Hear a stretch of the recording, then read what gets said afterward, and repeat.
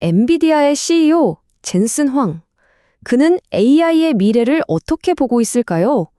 최근에 이런 말을 했습니다.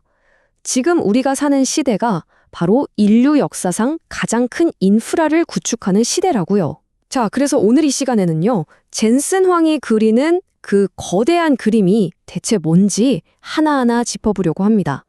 이야기는 젠슨 황의 바로 이 한마디에서 시작됩니다.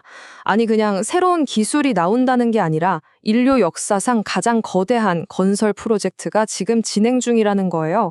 대체 뭘 짓고 있다는 걸까요? 그 답을 찾는 첫 번째 열쇠가 바로 이겁니다. AI를 그냥 새로운 앱 정도로 생각하면 안 되고요. 아예 컴퓨팅의 판 자체가 바뀌는 플랫폼의 전환으로 봐야 한다는 거죠. 역사를 한번 돌아볼까요? PC가 나왔고 그 다음에 인터넷, 그리고 스마트폰으로 대표되는 모바일과 클라우드 혁명이 있었잖아요. 바로 그 다음이 AI라는 겁니다. 각각의 플랫폼이 세상을 완전히 뒤바꿔 놨던 것처럼 지금이 바로 AI의 시대라는 거죠. 그럼 AI가 옛날 소프트웨어랑 뭐가 그렇게 다르냐? 바로 이 지점입니다. 옛날 컴퓨터는요, 우리가 딱 정해준 틀, 그러니까 데이터베이스 표 같은 구조화된 정보만 알아들었어요. 근데 AI는요, 우리가 평소에 쓰는 말, 사진, 음악 같은 형태가 없는 비구조화된 정보를 그냥 척척 이해해버립니다. 그리고 상황에 맞게 실시간으로 새로운 지능을 만들어내죠. 이게 진짜 게임의 규칙을 바꾸는 겁니다. 자, 그럼 이 거대한 AI 인프라, 대체 어떻게 생겼을까요? 젠슨 황이 아주 재밌는 비유를 하나 들어요. 바로 5층짜리 케이크입니다.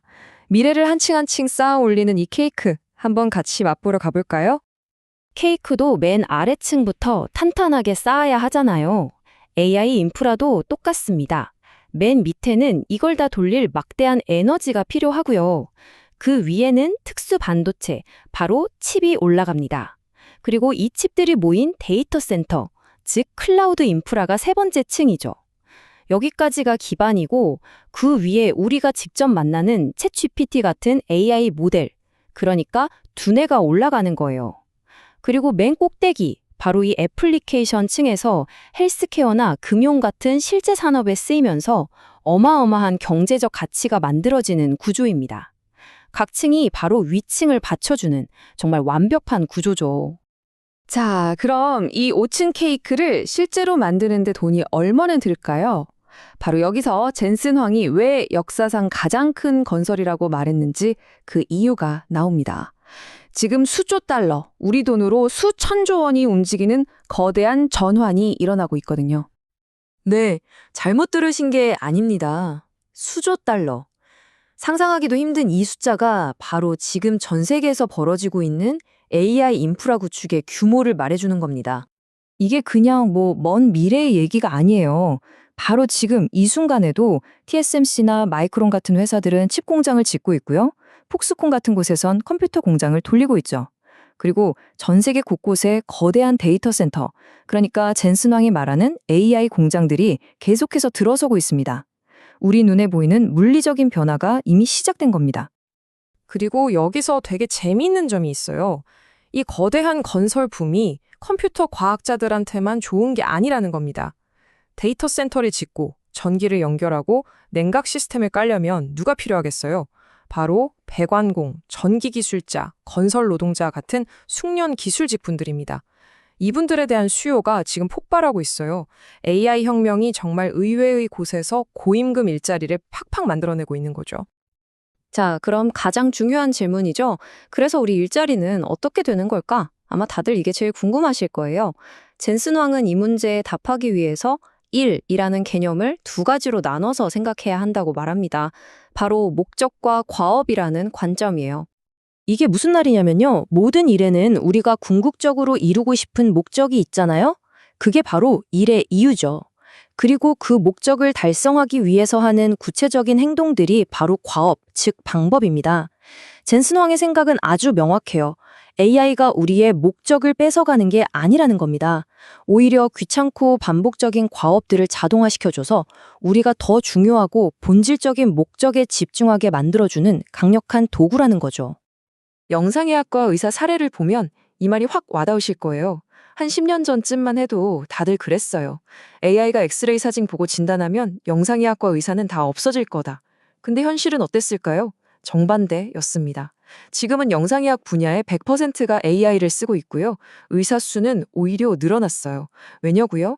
AI가 스캔 사진을 판독하는 단순 과업을 대신해 주니까 의사들은 환자를 직접 보고 더 정확하게 진단하는 본질적인 목적에 더 많은 시간을 쏟을 수 있게 된 거죠. 병원 전체의 효율이 올라가니까 결국 더 많은 의사가 필요해진 겁니다. 이런 패턴은 간호사분들 사례에서도 똑같이 나타납니다. 간호사분들이 실제 환자를 돌보는 시간보다 차트 작성 같은 행정 업무에 쓰는 시간이 어마어마하거든요. 근데 AI가 이 행정과업을 자동화해 준다면 어떻게 될까요? 당연히 간호사들은 환자를 돌보는 핵심 목적에 더 집중할 수 있게 되겠죠. 그럼 병원은 더 많은 환자를 돌볼 수 있게 되고 성장하고 결국 더 많은 간호사를 고용하는 선순환이 만들어지는 겁니다. 이게 특정 직업에만 해당하는 얘기가 아니라는 게 핵심이에요. 자, 그럼 이 엄청난 도구는 소수의 똑똑한 사람들만 쓰는 걸까요? 젠슨 황은 절대 아니라고 말합니다. 오히려 AI가 우리 모두를 미래로 초대하는 아주 민주적인 도구가 될 수 있다고 봐요. 그 이유를 한번 들어보시죠. 흔히들 새로운 기술이 나오면 격차가 더 벌어질 거라고 걱정하잖아요. 근데 젠슨 황은 AI가 오히려 그 기술 격차를 메워줄 수 있는 엄청난 잠재력을 가졌다고 봅니다. 소수 엘리트만 독점하는 기술이 아니라는 거죠.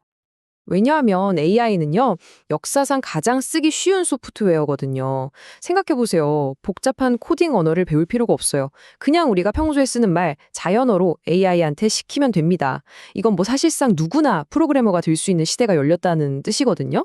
바로 이 점 때문에 젠슨 황은 모든 나라가 자기 나라의 언어와 문화를 데이터로 삼아서 자신들만의 주권 AI를 만들어야 한다고 아주 강력하게 이야기하는 겁니다. 물론이죠. 이렇게 돈이 몰리고 다들 AI 하니까 이런 생각이 들 수밖에 없어요.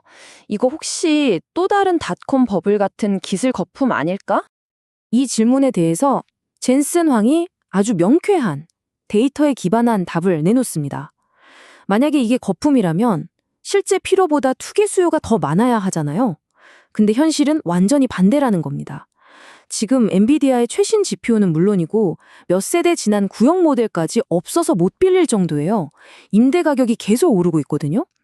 이건 투기가 아니라 진짜로 AI를 만들고 돌리려는 실제 수요가 공급을 훨씬 뛰어넘고 있다는 가장 강력한 증거죠. 그래서 그의 경로는 이 한마디로 요약됩니다.